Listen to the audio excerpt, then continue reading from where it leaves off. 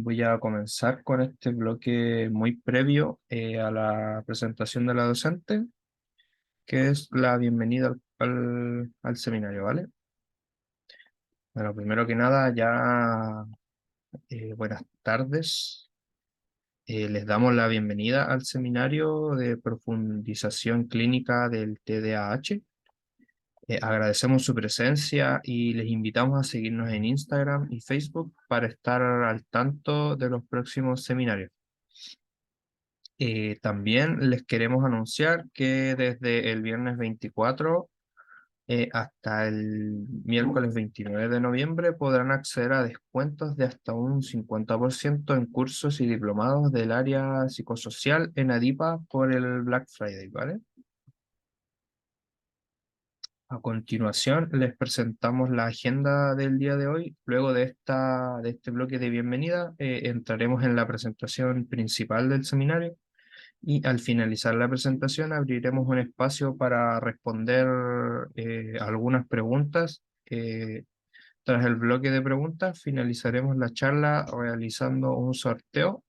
El premio será una beca totalmente gratuita para el curso en abordaje clínico de las funciones ejecutivas en trastorno por déficit de atención e hiperactividad, que será impartido los días 2 y 16 de diciembre, ¿vale? El requisito para poder optar a la beca es ser profesional del área de la salud y educación o estudiante de último año de carreras afines. Además, es importante haber participado toda la sesión de hoy y recuerden, esto es lo más importante, mantener sus nombres reales visibles en el Zoom durante el sorteo. Finalmente, después del sorteo, compartiremos un link y un código QR a través del chat. Este link les permitirá generar su certificado de asistencia al seminario y solo tienen que ingresar al link, llenar sus datos personales y el certificado se enviará automáticamente a su correo.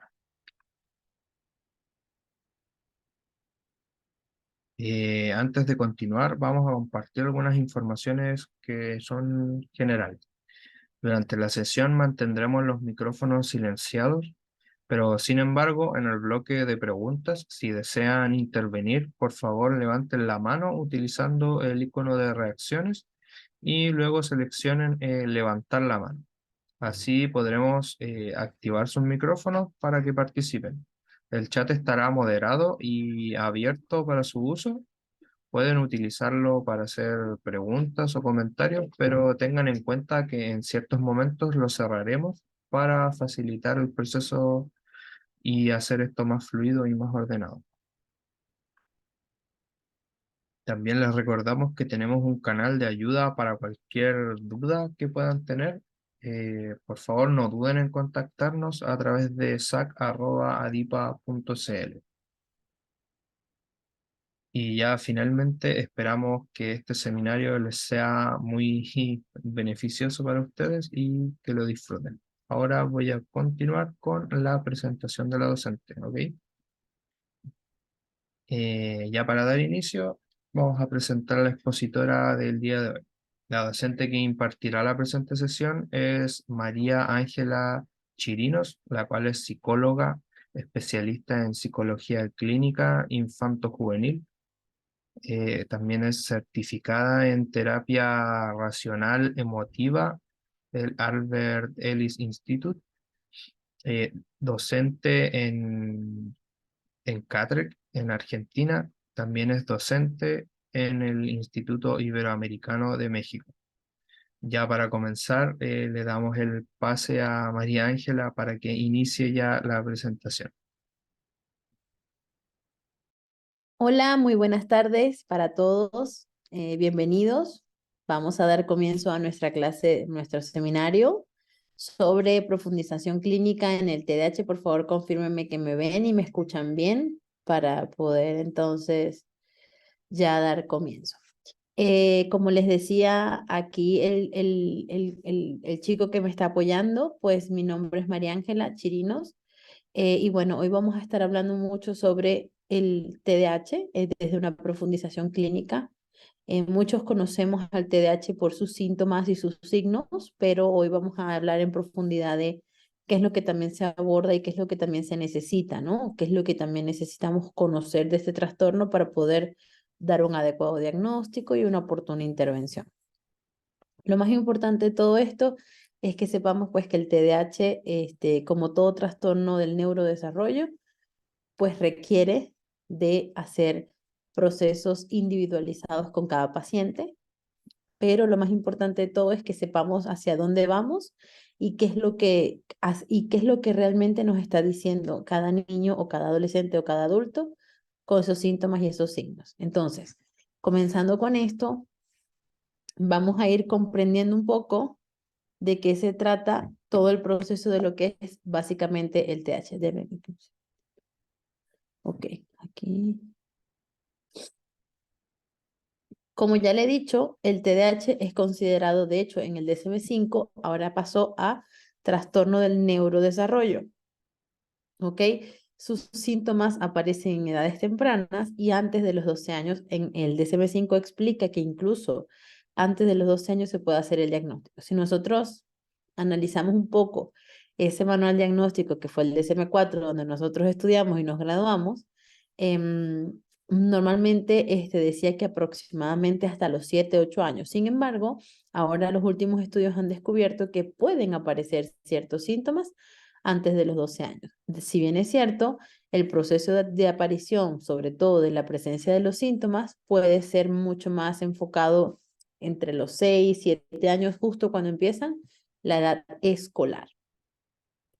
¿Por qué se considera un trastorno del neurodesarrollo? ¿Por qué decimos que es un problema a nivel del neurodesarrollo? Si nosotros separamos esta palabra neuro, desarrollo, significa que tiene que ver con el desarrollo neurológico o desarrollo del cerebro. Ahora, ustedes se preguntarán, y bueno, muchos nos preguntaremos, ¿por qué neurodesarrollo? Si el comportamiento, bueno, se tiene que ver con hiperactividad, impulsividad, etcétera. Pues bien, básicamente lo que sucede es que nosotros, ¿ok? Tenemos que ir entendiendo un poco cómo se van dando los procesos de abordaje en esta adquisición de ciertas habilidades. Entre ellas, por ejemplo, la habilidad la habilidad de la atención, la concentración, la impulsividad, el control de impulsos y muy importante, ¿verdad? El tema de la hiperactividad. Si nosotros nos entramos a ver cada uno de ellos, obviamente vamos a darnos cuenta que sí también tiene mucho que ver con el trastorno, con un área del neurodesarrollo. ¿Por qué? Porque cuando tenemos un trastorno por déficit de atención con hiperactividad, ese niño, ese adolescente, esa persona, su cerebro se está desarrollando de una manera diferente. Su cerebro está respondiendo de una manera diferente ante las diferentes situaciones del entorno. Y una de las principales afectaciones, de acuerdo a los últimos estudios en imágenes que se han hecho en niños, sobre todo, una de las principales zonas que se ven afectadas por el TDAH es la zona prefrontal, específicamente justo nuestra frente, donde están todas nuestras funciones ejecutivas que se encargan de ejecutar una acción. Y obviamente lo que sucede más que recibir la información es cómo ejecuto eso, cómo mi cerebro procesa todo eso que me estoy recibiendo para comprenderlo, para internalizarlo, para asimilarlo y luego ejecutarlo. Si ustedes se fijan y más adelante en el camino nos iremos dando cuenta que realmente el proceso de trabajo con los niños que tienen un trastorno del neurodesarrollo, ya sea TDAH, TEA, son procesos largos y complejos. ¿Por qué? Porque requieren de mucho, mucho trabajo enfocándose en cómo lo vamos a ir gestionando y cómo vamos a ir aprendiendo de ellos. Vamos a hablar un poquito de historia, ¿no? La historia nos va a ayudar muchísimo a entender qué está pasando y de dónde vienen todos estos procesos. Básicamente, la primera publicación que hicimos, mírenme, que se hizo del TDAH fue en 1978 con el médico escocés Alexander Crichton, y él hablaba de lo que llamaba la dificultad para atender y describía todas las características que hoy conocemos dentro del subgrupo de inatención o dificultades de la atención. Esta fue como el primer acercamiento que tuvimos a esta sintomatología. Él como que unió todas las características relacionadas con esta dificultad en la atención para empezar a decir que algo pasaba. Esta palabra o esta introducción que se hizo por este médico fue evolucionando, ¿ok? Y fue cambiando de nombre, básicamente, y luego pasó a ser la disfunción cerebral mínima, ¿ok?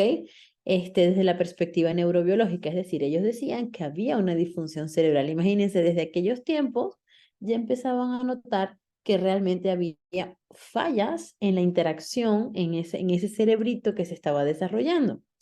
Finalmente, el DSM-3 empieza en 1980, pasaron que 2 añitos más o menos, empieza a darle como esa voz a esos estudios que se estaban haciendo y que necesitaban pues todo esto para poder entenderlo un poco más. Pero, o sea, había desde el principio empezaron a hablar de que era un trastorno por déficit de atención con hiperactividad con ciertas variaciones muy sutiles, pero que a la final todo terminaba como al mismo huequito, que era déficit atencional, problemas de hiperactividad y la impulsividad que se estaba manejando. ¿Ok?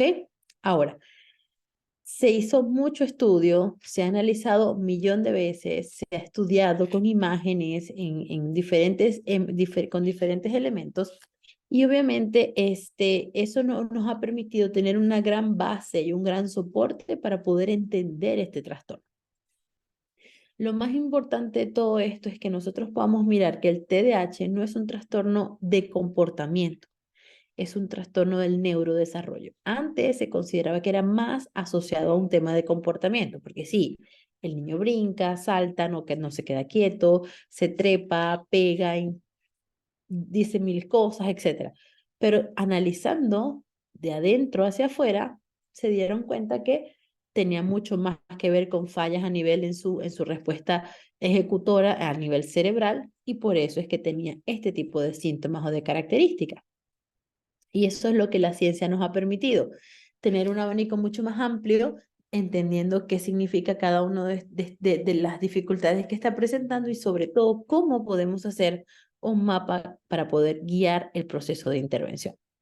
Entonces, si nosotros vemos todo esto desde un punto de vista mucho más orientado al proceso como tal de trabajo, tenemos que ir centrando nuestra atención en ¿qué hay detrás del TDAH? ¿Qué es lo que hay detrás? ¿Qué es lo que no veo? ¿Qué es lo que está ocultando esa inquietud motora, esa dificultad para mantener la atención, esa impulsividad, esa falta para esperar su turno? ¿Qué me está ocultando? Y normalmente lo que prevalece son fallas en las funciones ejecutivas.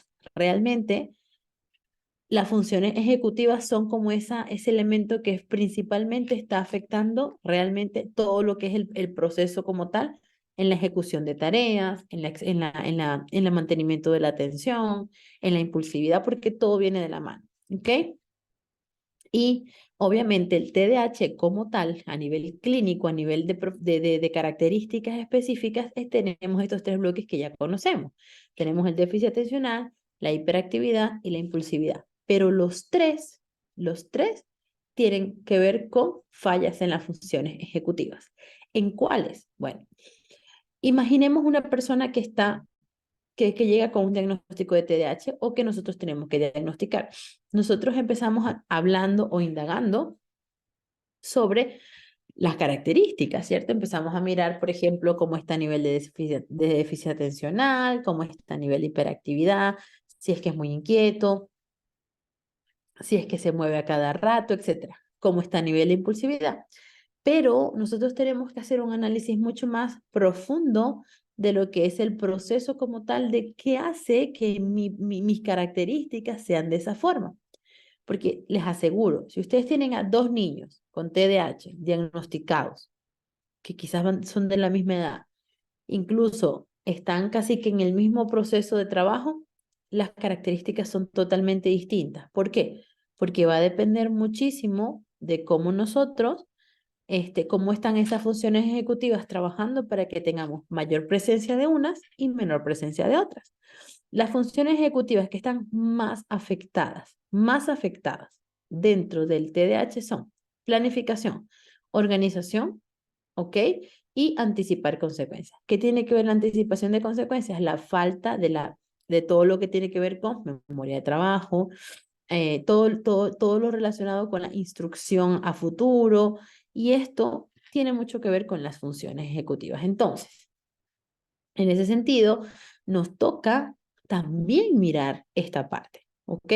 Nos toca también comprender qué es lo que realmente está pasando con eso que está ahí en su cerebro. Entonces, si nosotros hablamos de funciones ejecutivas y nos vamos aquí atrás, nosotros tenemos nuestra corteza prefrontal, que es hasta donde está todo lo azulito, ¿cierto? Bueno, es la corteza prefrontal, porque todo esto que está aquí es la parte, la corteza, ¿no? Todo lo que es la parte de aquí arribita. Pero justo esta partecita de acá es donde se ubican nuestras funciones ejecutivas, que se encargan de hacer. Por eso se le llama función ejecutiva, porque se encargan de hacer lo que estoy aprendiendo. Por ejemplo, nosotros vemos a un niño que está aprendiendo a montar bici. ¿Por qué aprende a montar bici? No porque lo ve en la televisión, no porque tú le digas cómo hacerlo, sino porque tú le estás poniendo ahí para que él lo pueda empezar a hacer. Y a partir de su propia experiencia va creando una nueva asociación de estímulos, y por supuesto las funciones ejecutivas se ponen todas así de frente en primera plana para poder revisar y entender qué está pasando con eso que estoy aprendiendo nuevo. Entonces, estoy atento, me organizo, planifico, quito los demás estímulos y me concentro en eso. Y todo eso va a ayudar a que el proceso de aprendizaje de la adquisición de la habilidad para manejar bici se logre. Entonces, ¿qué pasa con un niño con TDAH? Que el niño quiere aprender bici, pero su atención está desviada, pero no logra organizarse y está queriendo hacer 1000 cosas a la vez, pero no logra planificar y anticipar consecuencias, y venir antes de que le explique, sale y no mide consecuencias, que se va a caer. Y por eso es que vemos que están cuesta arriba. Y por eso también vemos que últimamente, cuando hacemos mucho trabajo conductual, lo que mejoramos es la parte de arriba, sin trabajar lo que hay en el fondo, que tiene que ver con las funciones ejecutivas. Si nosotros nos vamos a describir cada una de las características, denme un segundito que se me está... Aquí. A ver, ahora sí. Si nosotros nos vamos a describir cada una de las características que tenemos dentro del TDAH, entendiendo un poco también hacia dónde van estas cosas, y me gustaría que ustedes lo vieran, entendiendo como, ok, esto es lo que yo normalmente veo en un niño que tiene estas características, pero ¿hacia qué está relacionado esto? Siempre preguntémonos más hacia allá. No nos quedemos solamente con, bueno, esto es lo que es y punto. Tiene TDAH y se acabó. Sí, pero tiene TDAH y ¿qué más? ¿Qué es lo que está pasando con él? ¿Cómo lo podemos ayudar de otra manera para que a nivel más profundo y que el proceso de cambio sea mucho más a largo plazo? A nivel de déficit atencional, nos damos cuenta que hay una dificultad para mantener la atención de manera continuada cuando estas actividades no son tan motivadoras o no son de su interés. Vemos, por ejemplo, niños que tienen problemas con actividades que también requieren mucho esfuerzo mental.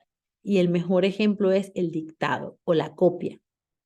La copia necesita que yo esté escribiendo, mirando, retener, escribir. Mirar, retener, escribir. Es un proceso que requiere atención dividida y que además requiere de concentración y planificación. Entonces, ¿qué sucede? Es una actividad que requiere demasiado esfuerzo mental, y el niño con déficit atencional, sobre todo, les cuesta mucho. Y obviamente, ¿qué hace? Escribe una letra y estaba escribiendo y miró que pasó alguien por ahí y se fue con el que pasó, ¿ok?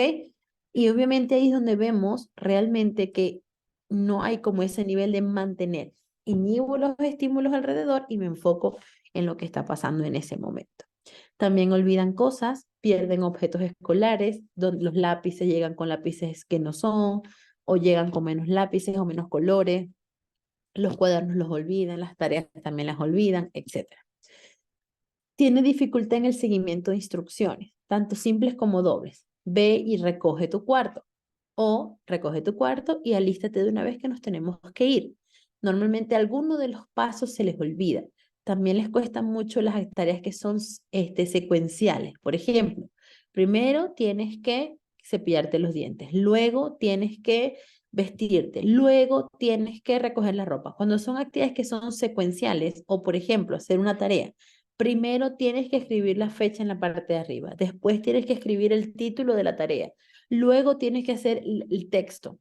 Muchas veces esas cosas vemos que les cuesta y que o lo hacen al revés, o lo hacen desordenado, o no lo hacen. ¿Por qué? Porque son actividades que necesitan un paso a paso, ¿vale? Olvida la colocación de signos en operaciones matemáticas, signos de puntuación, cometer errores por descuido, no terminar actividades, rechazar actividades que requieran esfuerzo mental o cambiar constantemente de juego. Por ejemplo, los signos, a mí me pasa mucho con los pacientes cuando yo trabajo con ellos todas las áreas y a veces hacemos operaciones matemáticas y siempre se les olvida el más, el menos, la división o la multiplicación. Y ahí lo que me funciona a mí es no decirles te faltó algo, sino decir, ok, ¿qué vamos a hacer aquí? Esto se suma, se resta, porque no lo veo. Entonces la idea es ir como ayudando a que él vaya obligándose a revisar lo que estamos haciendo. También, por supuesto, con los signos de puntuación, le pido que lea y normalmente cuando leen de vuelta se dicen, esto no se entiende, porque obviamente falta que sea el punto, que sea la coma, que sea el punto y coma, etc. Y obviamente lo que más por lo que más se quejan los papás es que no termina la actividad o que no la quiere comenzar o que se tarda demasiado y uno tiene que estar detrás y dale pues termina y otra vez te dije que te pararas y otra vez esto. Y todo eso va a llevarnos a decir que esto es un déficit atencional, ¿vale? Normalmente nosotros, cuando estamos haciendo procesos de evaluación, em, tenemos que tener todas las perspectivas. Por eso siempre se recomienda que cuando tengamos, para hacer un diagnóstico, tenemos que tener la información tanto de la escuela como de la casa, porque se necesita pasar en al menos 2 escenarios. Si el niño, por ejemplo, es muy inquieto en casa, pero no es inquieto en el cole, ahí no tenemos tanta cuestión. Entonces, ¿yo qué haría? Yo iría a otro escenario, por ejemplo, los abuelos, ¿ok? O en el karate, si es que va una extracurricular, porque eso me va a permitir a mí tener una idea mucho más clara de hacia dónde van las cosas y cómo las podemos ir haciendo.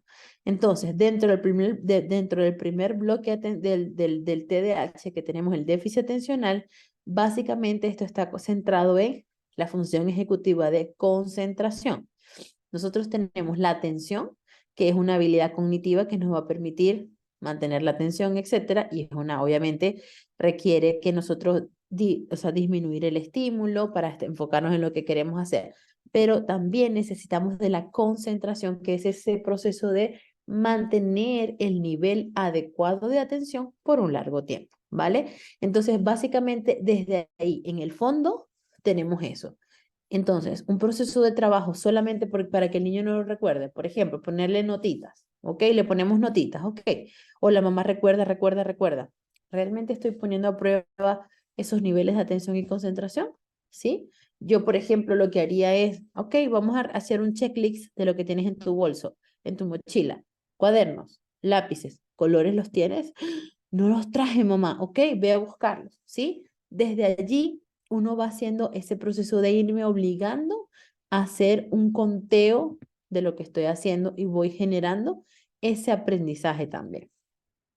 Porque sí, lo bueno de todo esto es que esto se puede entrenar y esto al entrenarse mejora muchísimo, ¿ok?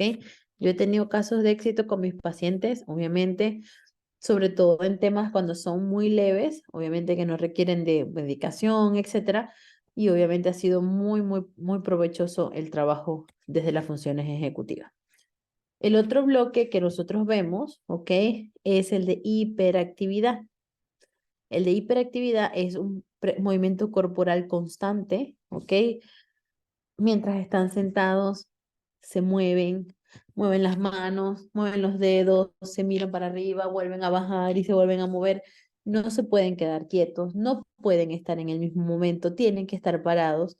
Mueven las piernas mientras mueven las manos, mueven los pies, cambian de postura, se vuelven a sentar. Obviamente yo tenía un niño que hasta se sentaba, o sea, él se sentaba, se arrodillaba en la silla, se paraba, incluso se paraba, luego se agachaba, luego se volvía a sentar. No podía estar quieto, ¿vale? Se levantan constantemente, ¿ok? Empiezan a decir, tengo que ir a sacarle punta al lápiz, no sé cómo le dicen ustedes en Chile, pero tengo que ir a sacarle punta, tengo que ir a botar esto, tengo que ir a hacer esto. Profe, ven acá que quiero decirle algo, y es pararse y volver, pararse y volver. Hay muchos niños que hacen mucho juego de lápiz, que muchos niños piensan que, o sea, muchos adultos pensamos muchas veces que es no, porque es que está aburrido. No, eso también es un síntoma de hiperactividad. O hacer, empezar a hacer ruidos con la boca o con el cuerpo, obviamente también son síntomas de hiperactividad, ¿ok? No terminan las tareas que comenzaron, pero aquí es porque necesito parar y moverme. Necesito estar en movimiento. Aquí vemos claramente, y esto es algo que últimamente se ha utilizado muchísimo, y no sé si ustedes tienen conocimiento, pero a ver, últimamente se ha recomendado que para mejorar el nivel atencional del niño, se recomienda que el niño esté en movimiento, obviamente un movimiento controlado. Estas pelotas esas de yoga, que el niño se siente ahí y va lanzando mientras voy haciendo la tarea, o ponerles las cintas de las ligas de ejercicio en las patas de la silla para que mueva el pie mientras va haciendo la tarea. Normalmente eso nos incrementa un poco más el nivel de atencional. Tienen accidentes por estar trepándose, subiéndose o haciendo cosas de forma excesiva. Somos estos niños que pareciera que no tuviesen miedo a nada, que se suben y se saltan y no les importa lanzarse y volverse a lanzar y quieren todo rápido y se están moviendo y están todo el tiempo así como si no se cansaran nunca y es brinca, salto, corro, brinco, salto, corro y es como todo el tiempo que uno termina, o sea, uno termina como que ya, no sé qué más hacer, ¿ok? Obviamente, este tipo de dificultades está viéndose en un proceso de donde realmente la hiperactividad está muy al proceso de como a flor de piel, por decirlo así. En este caso, el tema de la hiperactividad también tiene mucho que ver con ver al niño que pareciera que no se pudiera quedar quieto, como que como si estuviese prendido como un movimiento y no pudiera parar. Y es algo que realmente no puede, no es que no quiera, no puede, ¿ok? Y es muy importante que nosotros también nos mostremos con mucha empatía frente a esta situación para poder ayudarlo y a gestionar todo esto. Luego tenemos nuestro tercer bloque, que es la impulsividad, que tiene que ver con esos niños que responden sin pensar en las consecuencias, son esos que se adelantan a responder. La profesora está diciendo, miren, ¿quién sabe hacer? Yo sé, profe. Ok, ¿sabes? Dime, pero es que no sé qué era, porque se adelantan, inmediatamente quieren hacer todo ya, no pueden esperar su turno, cuando se le dan enunciados largos se quedan como a la mitad y no terminan de entender qué sigue a ese enunciado, ¿no? Tienen dificultades para ejecutar las acciones que se les dice. Por ejemplo, ve al cuarto, busca la ropa blanca y me la traes para lavarla. Él se quedó voy en el cuarto. Ve al cuarto y punto. Les cuesta. Y aquí vamos a ver una función ejecutiva que es muy destacada dentro del trabajo con los niños con TDAH y es el tema de la memoria de trabajo. ¿Qué significa? Yo tengo que escuchar la instrucción, asimilarla y luego mantenerla en mi cabeza para saber qué tengo que hacer. Esa misma actividad la segmento para poder hacer. El mejor ejemplo para nosotros los adultos y para que ustedes lo piensen, cuando ustedes se despiertan en las mañanas, muchas veces podemos decir, hoy tengo que ir al banco, tengo que ir a retirar estas cosas y después más tarde, después del almuerzo, tengo que ir a retirar la tarjeta, por ejemplo. Nosotros organizamos nuestra mente, organizamos mentalmente nuestro día y eso hace que estemos ordenados. Otros no lo hacemos mentalmente, sino con nuestra agenda.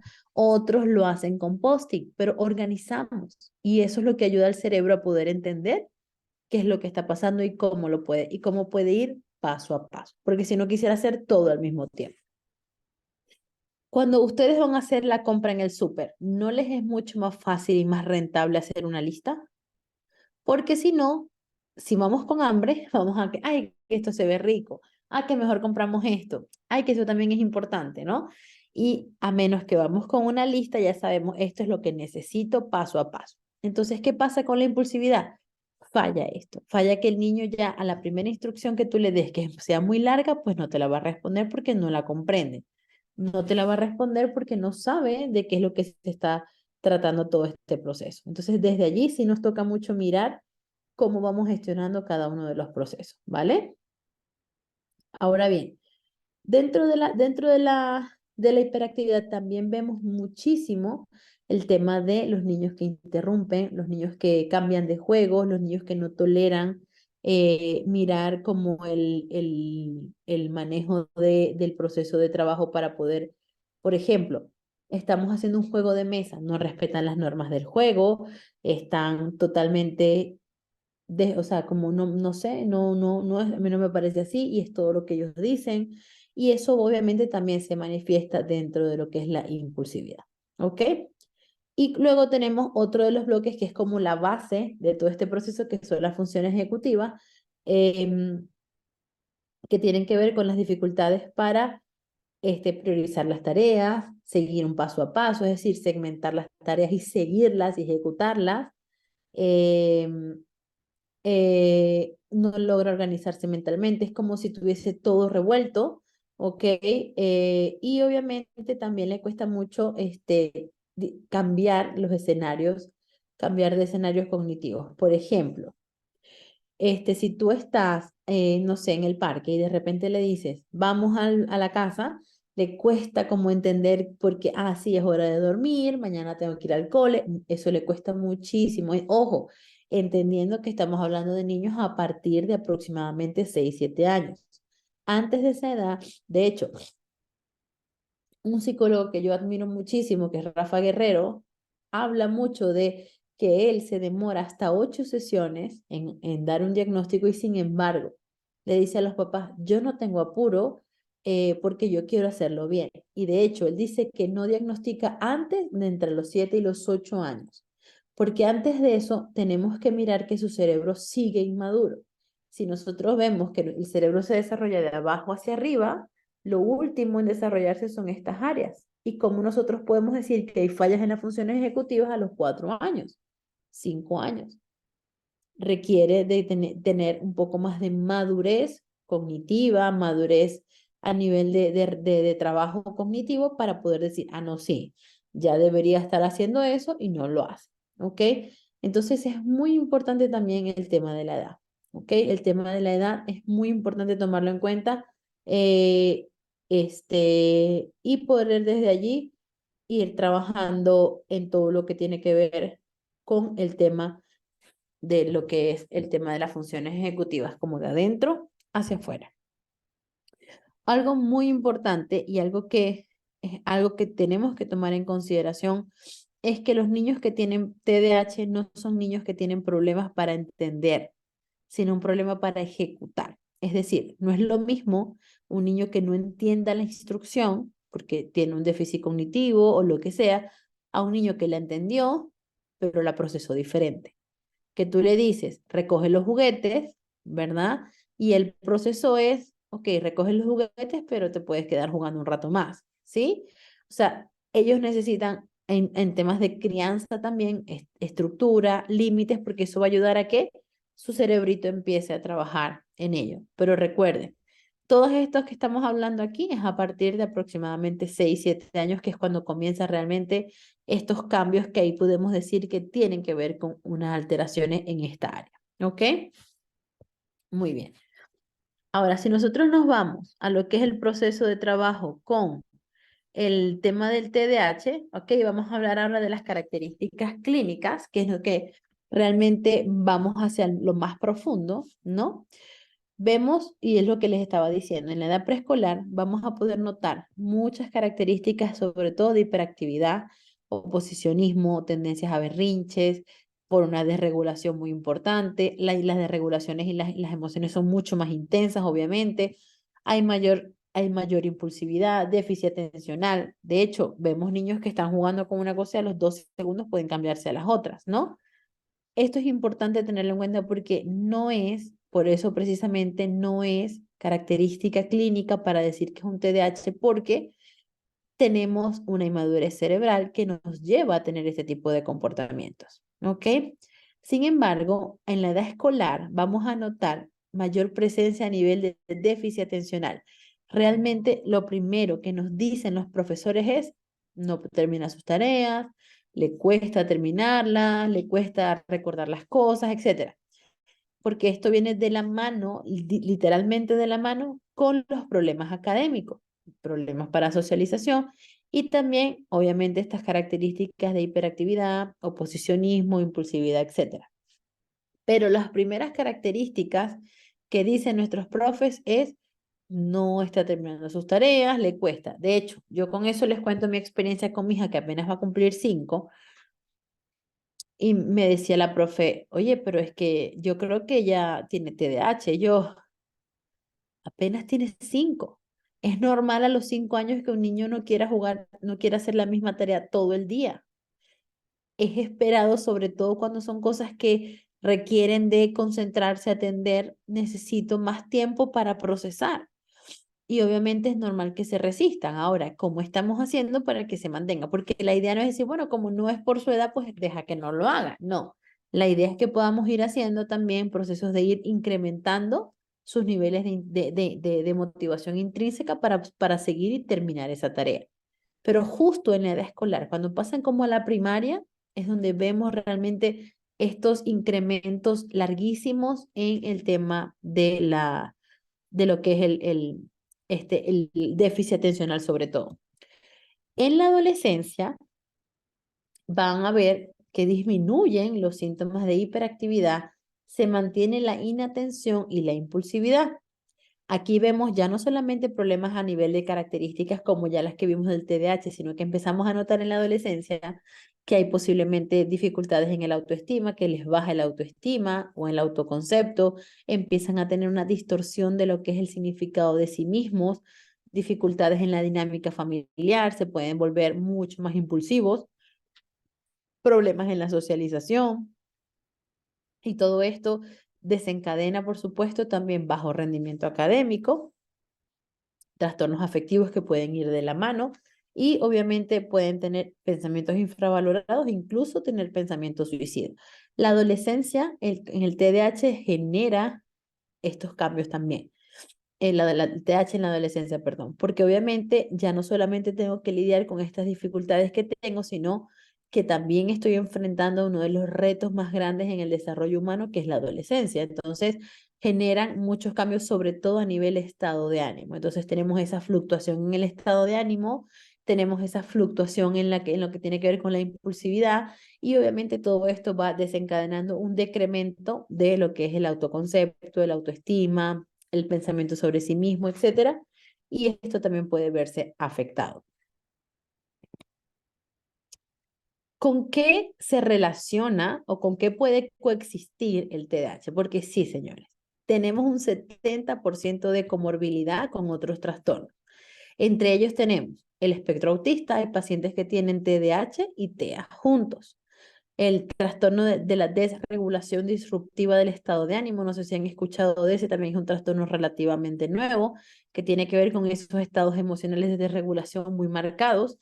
También se caracteriza, puede tener como comorbilidad con problemas motores, trastornos de la conducta oposicionista, dificultades específicas del aprendizaje, tics, depresión y otros más, ¿no? Pero básicamente esos son como los que más pueden notarse, ¿no? Esto hace que el trastorno sea aún más complejo de abordar, aún más difícil de gestionar, porque obviamente todo el proceso que está generando este tema ya de por sí, el tema de la de lo que tiene que ver con las características clínicas, también estamos enfrentando otras más. Y esto genera que tengamos más matices y que podamos tender a confundir. ¿Saben qué es difícil? Una vez me tocó hacer un diagnóstico diferencial entre trastorno del espectro autista y TDAH. ¿Por qué es complejo? Porque ambos trastornos son complejos y ambos trastornos tienen muchos matices.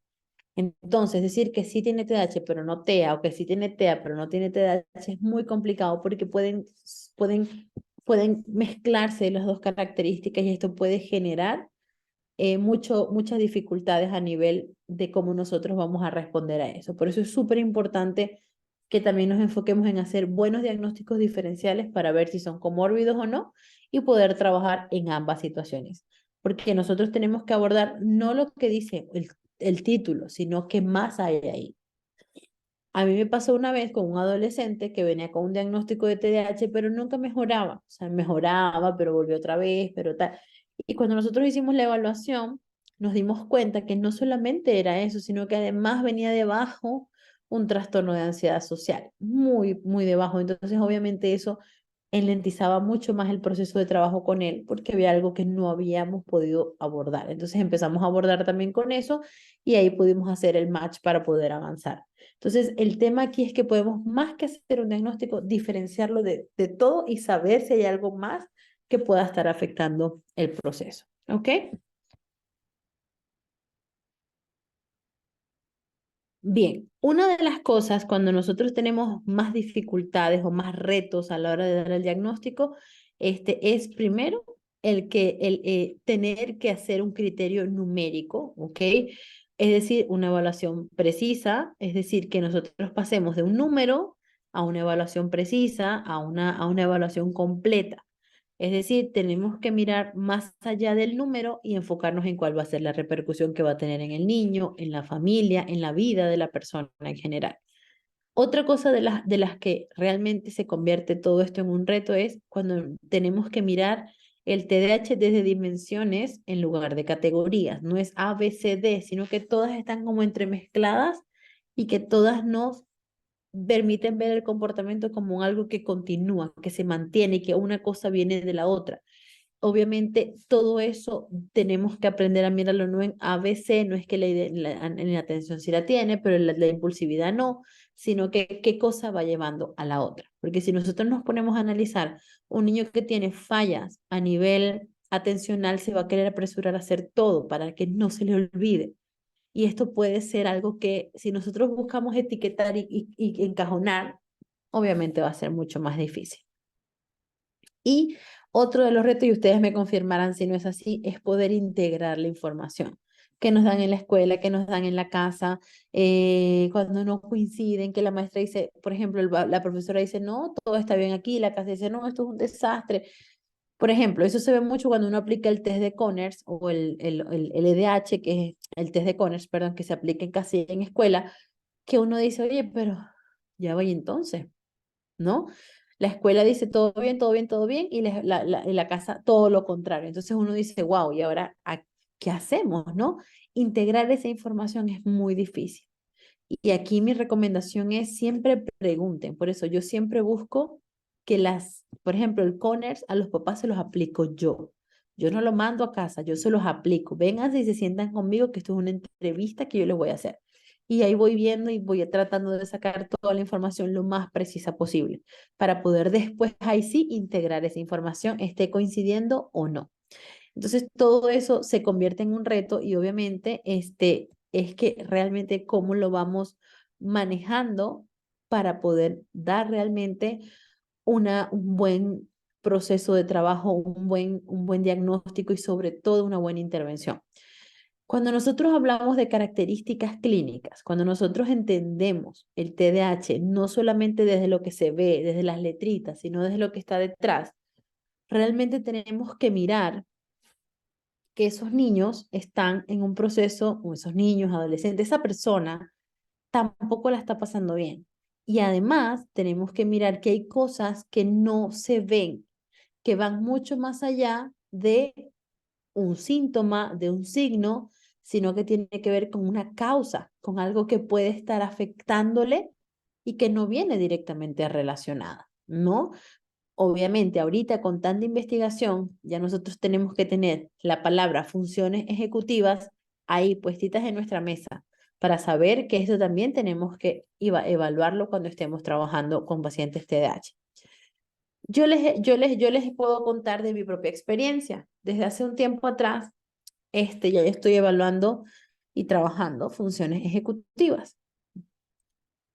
Ahora bien, me he dado cuenta lo que más se repite con mis pacientes cuando aplico test de funciones ejecutivas es que hay fallas en el control inhibitorio, es decir, la capacidad de control, incapacidad, perdón, de controlar esa habilidad, ese impulso y poder mantenerme a raya. Y eso me lleva a desregulación emocional y a fallas en la atención. Es decir, están complementadas. Pero también he tenido pacientes que aparece eso más el tema de la autoinstrucción que tiene que ver mucho con la organización y la planificación mental y con la memoria de trabajo. Entonces, si realmente nosotros hiciéramos un abordaje completo y nosotros empezamos a trabajar desde eso, estoy segura que lo mucho que vamos a lograr iba a ser mucho más rápido el proceso. Y estoy segura porque me ha pasado, ¿ok? Entonces, nosotros al entender un poco lo que hay detrás de este proceso, lo que hay detrás de eso que nos dice que hay un TDAH, pero ¿qué más? ¿Qué más podemos ayudar para poder hacer un trabajo completo? Es mirar también lo que realmente sucede en su cerebro, porque realmente es un trastorno del neurodesarrollo. ¿Ok? Y para terminar, para entonces entrar en nuestra ronda de preguntas, tenemos que pensar en cómo se sienten ellos también. Siempre tenemos que mirar un poco desde la empatía hacia ellos. A ellos les cuesta relacionarse con otras personas porque pueden ser muy toscos, pueden imponerse en el juego, pueden decir esto es lo que yo quiero hacer. Pareciera que no les importara, pero realmente también les importa. Ellos también se les afecta su autoestima porque sienten rechazo social. Nadie quiere jugar con ellos porque ellos nunca esperan su turno, porque ellos no saben perder y empiezan a tener ese rechazo, eso no quiero contigo, tú no sabes jugar a esto, mejor vete. Ellos también se sienten afectados por eso. También se sienten etiquetados negativamente o son tratados de manera distinta en casa. No, mejor déjalo así para que no se ponga así, porque tú sabes cómo él se pone cuando está así, tal. Y empezamos a notar eso también pasa en la escuela. No, ven, yo te voy a poner una hoja distinta a ti porque es que tú, como tú tienes esto, entonces tú tienes TDAH, entonces vamos a ponerte esto, ¿no? También esto obviamente es difícil para ellos, ¿no?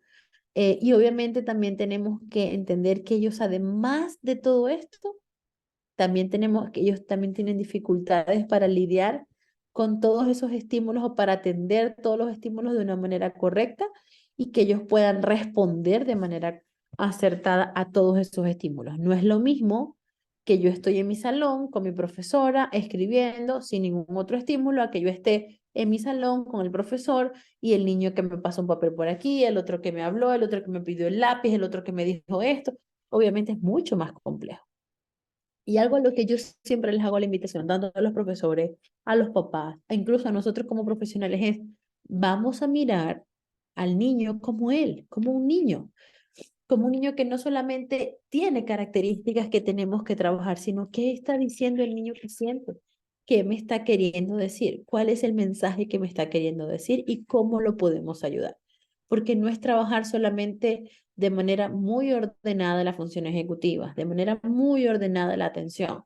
Todos los días la hojita de atención para que pueda trabajar.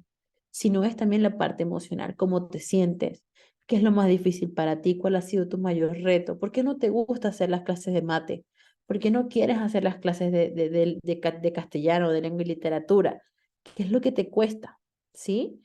Escuchar y estar presente para ellos también, porque ellos nos van a decir mucha información cuando los escuchamos y cuando estamos ahí presente para ellos. ¿Ok? Entonces, necesitamos enseñarle a nuestros niños ya, y nosotros como profesionales tenemos, y como adultos responsables, tenemos que brindar esa oportunidad, que no nos quedemos solamente en un checklist. Sí, si tienes, si tienes, si tienes, sino más allá. Ok, funciones ejecutivas, pero más allá, la parte emocional, cómo está interpretando todo lo que está pasando. Y con esto les quiero decir que hace un tiempo atrás tuve yo un casito con un niño que le conté que tenía TDAH porque o sea, le habíamos hecho el diagnóstico y le conté, cuando yo le cuento, él me dice, oye, Mari, no te imaginas lo mal que yo me sentía porque no sabía lo que yo tenía. Y yo le dije, dibújame lo que tú sentías. Y me dibujó a él con muchos tornillitos así encima en la cabeza. Así me sentía, todo desordenado. No entendía qué me pasaba. No sabía por qué me estaba pasando eso. Y sobre todo me decía, no sabía por qué la gente me rechazaba tanto. Ahora entiendo que esto se llama así y que ahora sí puedo ordenar un poco más mis cosas. Entonces ya era un preadolescente. Pero a ver, a lo que voy con esto es que cuando nosotros le decimos a esa persona, oye, esto es lo que te pasa, esto es lo que tenemos que mirar y hacia esto tenemos que trabajar, es lo que va a ayudar a que ellos realmente se sientan mucho más acompañados y mucho más vistos también por nosotros los profesionales. ¿Ok? Y bueno, ya para terminar, vamos a dejar entonces el espacio de preguntas. Eh, igual estas diapositivas, cada una tienen sus links para que puedan revisar más a profundidad sobre el tema, para que lo puedan mirar, ¿ok? Bueno, vamos con la primera pregunta que es de Marcelo. Marcelo Javián Vidal Vidal. Para que active su micrófono.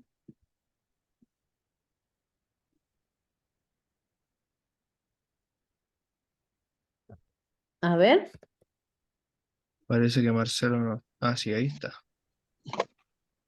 Hola, hola. hola, mi nombre es Marcelo, alumno trabajador social. La consulta mía, los niños, ejemplo de qué edad, ejemplo de los 6, 7 años, como déficit atencional, ¿cuál es el tratamiento a seguir o el especialista? Mira, se recomienda normalmente un trabajo obviamente multidisciplinario dependiendo de las características y del nivel de gravedad que tenga el trastorno, pero básicamente es trastorno, el trabajo terapéutico enfocándose en las dificultades que pueda tener. Como te digo, va a depender de cada niño, no es un manual, no es un paso a pasito, sino es un proceso que tenemos que mirar conforme el niño va llegando y vamos viéndolo. Y obviamente partiendo de eso, vamos haciendo trabajos enfocados en funciones ejecutivas que nos ayuden a mejorar y luego a trabajar mucho lo que es la socialización, la integración social, etcétera, porque todo eso viene de la mano. Pero tenemos que primero hacer una muy buena evaluación para luego poder saber hacia dónde dirigir el proceso. Muy bien, vamos con Rocío de la Luz. Ahí Aló, está. profesora, hola, ¿cómo está? Hola. Yo fui alumna de Rafa Guerrero. Yo trabajo TDA, por lo que yo le quería preguntar es que yo atiendo a mamás sobre todo, yo trato de guiar a las mamás porque sienten rechazo por sus propios hijos. Es increíble que hace poco me tocó una mamá que se quejaba del comportamiento de su hijita de 6 años, 7 años. Yo sé que a los 8 años más o menos uno tiene que decirles que tiene que ir primero al neurólogo o a una psicopedagoga que le haga un estudio antes de llevarlo al neurólogo, ver una TO, yo la mandé una TO, que son como una nueva carrera acá en Chile. Son unas Terapia personas ocupacional, bien ¿será? interesantes para trabajar esos profesionales.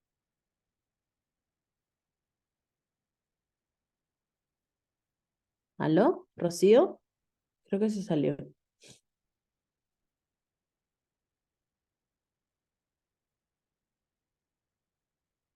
Sí, se le cayó a Rocío, parece. Aquí estoy. Lo que pasa es que Ah, estoy en Iquique. Profesora, ya cortito. ¿Qué pasa? ¿Cómo trabajo con los padres? Porque a mí me ha tocado más de una mamá quejarse, de sentirse mal, porque no le invitan a las otras actividades, las otras mamás, porque la hija se mueve mucho. Yo les digo o sea, yo trato de hacer esa conexión de nuevo con su propia hija, que no rechaza a su propia hija, que busque con otros profesionales yo a ella la sigo atendiendo, por supuesto, y ya después con el tiempo ya me ha dicho la mamá que ama a su hija, que para mí es lo más importante, que vuelva como a reconectar con su hija. Quería hacerle una pregunta porque a mí no me había pasado sentir el rechazo de esa mamá con su propia hija. Yo me sentí súper mal y traté de tomar súper, o sea, con las palabras adecuadas para volver a reconectar con su propia hija, porque eso es normal que pase, que algunas mamás se sientan así. Esa es mi Bueno, pregunta. realmente a eso también hay que trabajarlo muchísimo, muchísimo con los papás porque realmente ellos también viven su duelo, sobre todo cuando no están en un proceso de negación diciendo, no, él no le va a pasar eso, eso no le va a pasar a mi hijo, yo no creo que eso sea así. Entonces aquí toca mucho psicoeducación, hablarles realmente de cómo están pasando las cosas, de qué sucede, qué necesita el niño, de darle pautas muy puntuales a las mamás y a los papás, o a la mamá y al papá sobre este tipo de acompañamiento y obviamente cuando empiecen a aceptar al niño o a su hijo, van a empezar a decir, bueno, si no me quieres invitar a la fiesta, pues no me invites, pero mi hijo sigue siendo mi hijo. O sea, el tema aquí es un proceso de aceptación, un proceso de entender y que los papás tomen su proceso. O sea, tampoco podemos juzgarlos y empezar, por ejemplo, diciendo, a ver, vamos a empezar cómo te puedo ayudar a que tú puedas ir entendiendo que esto es así, es una realidad y te está pasando. ¿Qué puedes hacer con eso? ¿Qué vas a hacer? ¿Le quieres decir a tu hijo, ¿sabes qué? No te voy a entender nunca, no voy a hacer nada por ti? O decir, ok, sí, no lo quería, nadie quiere que su hijo o su hija esté así, o tenga un trastorno de TDAH, TEA, lo que sea, pero lo tiene, hay que asumirlo poco a poco, tampoco presionándola, y ahí poco a poco entender que tu hijo necesita la aceptación primero de sus papás. Primero me acepto a mí mismo como persona, luego me acepta a mis padres y por último el entorno, porque nosotros somos como ese canal que va ayudando a que él se vaya integrando a la sociedad también. Ujú. Bien, vamos ahora con Tatiana Bustamante para que active su micrófono. Hola, buenas tardes. Yo quisiera hacer una pregunta bien concreta. ¿Un niño diagnosticado con déficit atencional, con impulsividad, puede tener excelentes notas? Mira, obviamente puede pasar, pero no es el común denominador. Normalmente pasa que lo primero que se nota son déficit en el rendimiento académico. Ahora bien, también puede ser que si es un niño predominantemente hiperactivo, con pocas fallas a nivel atencional, perfectamente puede tener muy buenas notas. Ujú. Ok, gracias. De nada.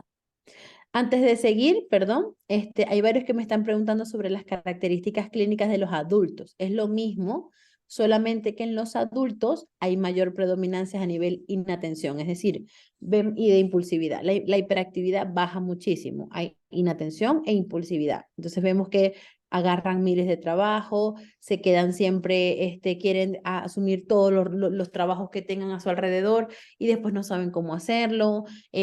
Son personas que obviamente quieren hacer todo en el mismo momento y obviamente no pueden hacerlo y eso les cuesta muchísimo y obviamente ahí es donde vemos mayor, sobre todo en el área laboral y el área de las relaciones. Entonces dicen palabras que son hirientes, no miden consecuencias más adelante, etcétera, y ahí es donde vemos más inatención e impulsividad, muy poca hiperactividad. Un poco para aclarar y responder algunas dudas que tenían que ya me habían dejado por el chat escrito y siento que pues para que todos pudieran tener la información.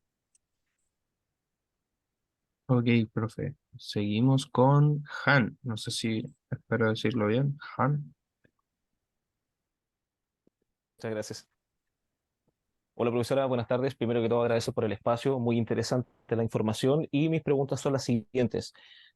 Más que nada, ¿cómo a qué edad se puede diagnosticar y mediante qué instrumento se puede diferenciar lo que usted decía? Que igual siempre me ha surgido esa duda, el TEA versus el TDAH y cómo interviene el psicólogo con un niño, por ejemplo, diagnosticado ya sea con TEA o con TDAH.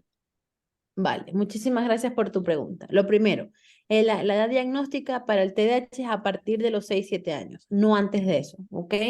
No Perfecto. podemos diagnosticar antes de que realmente tengamos un nivel de madurez cerebral óptimo para decir, ok, esto está pasando, ¿vale? Con respecto a tu segunda pregunta, ¿con qué instrumentos hacemos el diagnóstico diferencial? Pues no hay un instrumento específico, lo único que hacemos aquí es hacer nosotros cotejar la información que tenemos entre TEA y TDAH. Yo aplico, por ejemplo, si vemos muchos síntomas que se asemejan mucho al TEA y al TDAH, pues me aplico el CARS para si es un niño pequeño y aplico el Conners y veo hacia dónde apunta más y ahí yo misma voy haciendo la correlación con mi manual diagnóstico, ¿no? Voy haciendo el proceso. Y la intervención que hacemos desde la psicología se enfoca mucho en la parte de, por ejemplo, si tú te estás especializando en neuropsicología, por ejemplo, puedes trabajar perfectamente y muy bien preparado porque vas a tener mucha más información sobre funciones ejecutivas, todo lo que tiene que ver con la parte de las habilidades cognitivas, estructurar las sesiones para trabajar atención, concentración, etcétera. Trabajamos mucho la parte emocional, cómo construir esa base emocional para que todo lo que vaya aprendiendo lo pueda ir aplicando, hacer integración social al entorno, hacer todo lo que tiene que ver habilidades sociales, etcétera, para poder ayudar a los síntomas, porque no enfocamos solamente en los síntomas, sino en ese conjunto completo.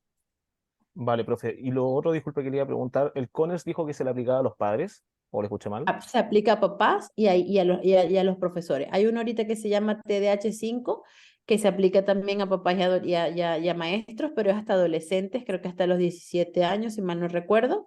Se llama TDAH-5 y tiene que ver con el DSM-5, es mucho más completo. Ah, perfecto. Hay un test que se llama A2, pero eso no sé para qué se aplica. Sí. El A2 es un test que se aplica a niños, para incluso adultos, para diagnosticar TEA. Entonces, para eso te tienes que Ah, formar, tienes que prepararte, etcétera. Ajá. ya, perfecto. Ahí me queda más claro mis dudas. Muchas gracias, profesora. Agradecido. Gracias a ti. Dale. Vamos ahora con Maylin Geria para que active su microfonito. Buenas tardes, profesora. También agradecer el espacio, este tema tan interesante. Bueno, yo también me quiero aprovechar el 2 por 1 en cuanto a las preguntas. Eh, Primero, preguntarle desde qué enfoque terapéutico es más recomendable o más apropiado trabajar el TDAH. Y mi segunda pregunta es, ¿qué se puede hacer, si nos puede dar algún tip o técnicas para trabajar cuando se presenta demasiada agresividad en un niño?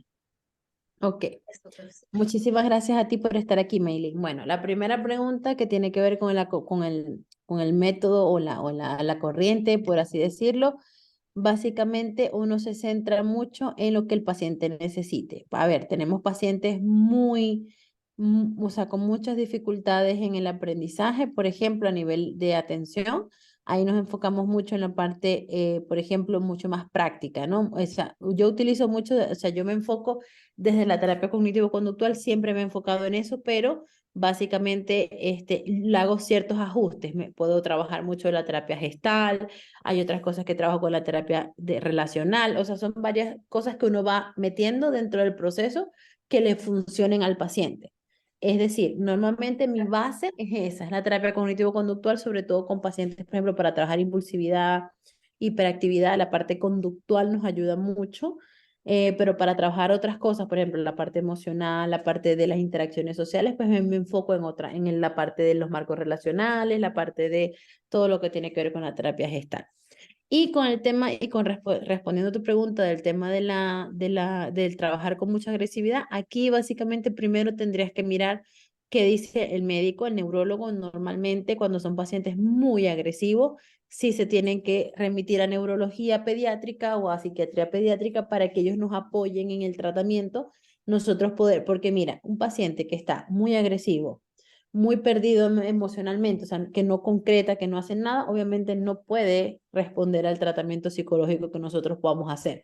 Entonces ahí sí te invito a que hagas un match con el médico para que evalúe un poco si es un niño infantil y si es adulto, pues un neurólogo normal, para que evalúe un poco cómo está el proceso de trabajo con él, que a través de su criterio profesional si le parece o no conveniente utilizar la medicación y ya desde allí hacer ese match. Una vez que está medicado, ya ahí sí empieza el trabajo enfocado en, por ejemplo, hacemos por ejemplo, desde la terapia conductual, básicamente reforzamiento por otras conductas, la técnica de ir cambiando el proceso de manera gradual, de ayudarlo a frenar, trabajar con el control de impulsos, o sea, todas esas cosas, pero primero tenemos que mirar que a nivel biológico se pueda controlar.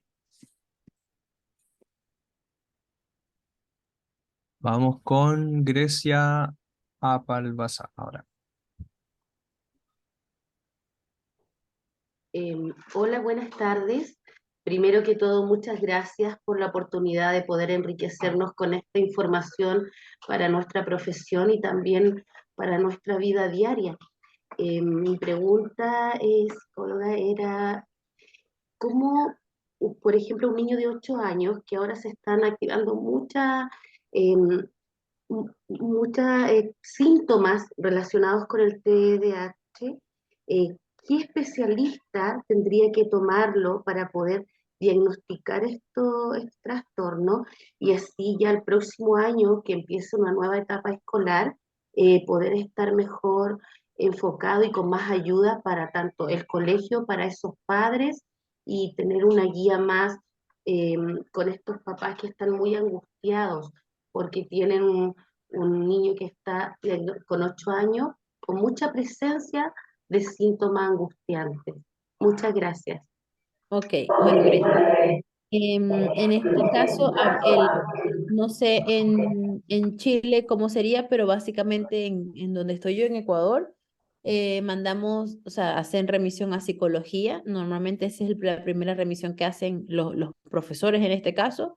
Hacen remisión a psicología y ahí psicología, por ejemplo, dice, bueno, mira, vamos a hacer la evaluación y pedimos evaluación neurológica para mirar un poco y corroborar el diagnóstico. Tengo entendido que en Chile el diagnóstico lo hace el médico neurólogo, tengo entendido, no sé, confírmenme ustedes, el médico que es quien hace el diagnóstico, pero el psicólogo hace como todo el proceso y él le manda todo al médico y el médico dice, sí, ya, listo, esto es, ¿ok? Porque Entonces, disculpe, lo que pasa es que estos papitos los mandaron del neurólogo, el neurólogo los derivó al psiquiatra, para que el psiquiatra evaluara más los comportamientos y pudiera dar, tal vez me imagino, algún diagnóstico. ¿Está bien ese claro. paso a seguir? Lo que pasa es que, bueno, eso depende, si el psiquiatra también te puede diagnosticar, el problema es que se enfocan solo en eso, o sea, sí, tiene TDAH, chao. O sea, es como, yo siempre les recomiendo a los papás que igual indaguen porque el psicólogo siempre va a hacer una evaluación mucho más profunda, mucho más Perfecto. completa y van a tener más respuestas, o sea, no solamente sí, ok, tiene TDAH, ya. Ajá, ¿y qué hago con eso? ¿Cómo lo manejo? ¿De qué manera lo abordo? O sea, son muchas cosas que también tenemos que ir respondiendo. Ok, muy amable, muchas gracias. No te preocupes, tranquilo. El En, neurólogo. en, en honor al tiempo, vamos con las dos últimas preguntas ya. Vamos con Catalina Villarroel ahora.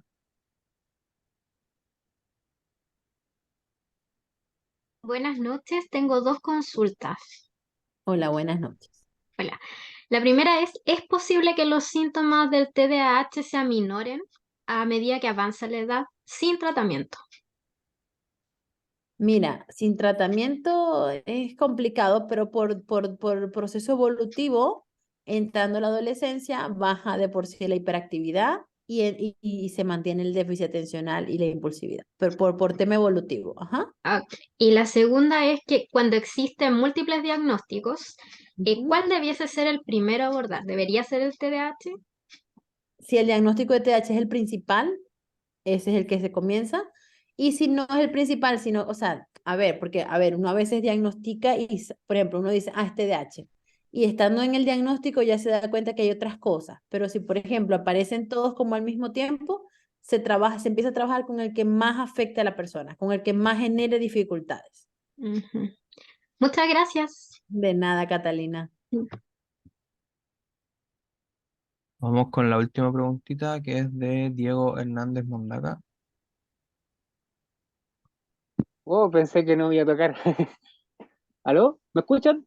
Sí, te escuchamos. Mi pregunta es la siguiente. Antes que todo, agradecer la instancia de aprendizaje. Y mi pregunta es que los síntomas de la niñez están todos presentes, como por ejemplo la sociabilidad, la impulsibilidad, o existen en mayor o menor grado, como por ejemplo que un niño TDAH sea más sociable que otros.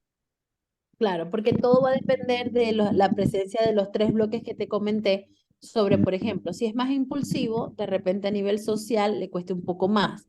Si sea mayor, o sea, si su problema es más que todo a nivel de déficit atencional, quizás a nivel social no tenga tantas fallas, ¿no? Porque tiene que ver mucho con cómo lo hago. Por ejemplo, si yo me voy a relacionar, pero yo vengo y en lugar de decir quiero jugar con ustedes, vengo y le quito el juguete al amigo, no me van a querer más, ¿sí? Y eso es un tema de impulsividad, ¿vale? Entonces, si yo voy, por ejemplo, y estoy en mi clase y se me olvidan todas las tareas, le digo a los compañeros, oye, ¿me puedes prestar tu cuaderno que se me olvidó todo lo que escribí? El proceso es distinto. Entonces, hay mayor y menor grado dependiendo de hacia dónde está apuntando el proceso el trastorno. Si es predominantemente impulsivo hiperactivo o predominantemente inatento. Ahora, si es combinado, ahí sí el problema es complejo porque tiene ambas cosas. Sin embargo, en estos niños que tienen TDAH combinado, pues vemos que igual la falla, o sea, el proceso a nivel social es complejo también. Ujú. Ahora no te escuchamos. Sí, ahí sí, ¿me escuchan? Ahora sí. Sí, y en el caso de los adultos, los TDAH se pueden confundir con tipos de depresión o con, por ejemplo, diagnosticado un adulto con 15 años de depresión. ¿Se puede confundir eso? Lo que pasa es que hay que ver las características de depresión que tiene el paciente, pero por ejemplo, en el TDAH vemos muchos síntomas de depresión. De hecho, siempre normalmente vienen comórbidos porque obviamente están presentes ambos, ¿no? Ahora, si vemos que hay 15 años de depresión, hay dos vías, o es porque el tratamiento no ha funcionado y han tenido la depresión toda su vida, o es porque hay otro trastorno de base que pueda estar afectando y generando esa dificultad. Ujú. Listo. Eh, Muy bien. Para ya finalizar este seminario, les damos las gracias por su participación en el seminario del día de hoy. También agradecemos a la expositora María Ángela Chirinos por su excelente presentación. Gracias, muy amable y me dio mucho gusto estar aquí con ustedes.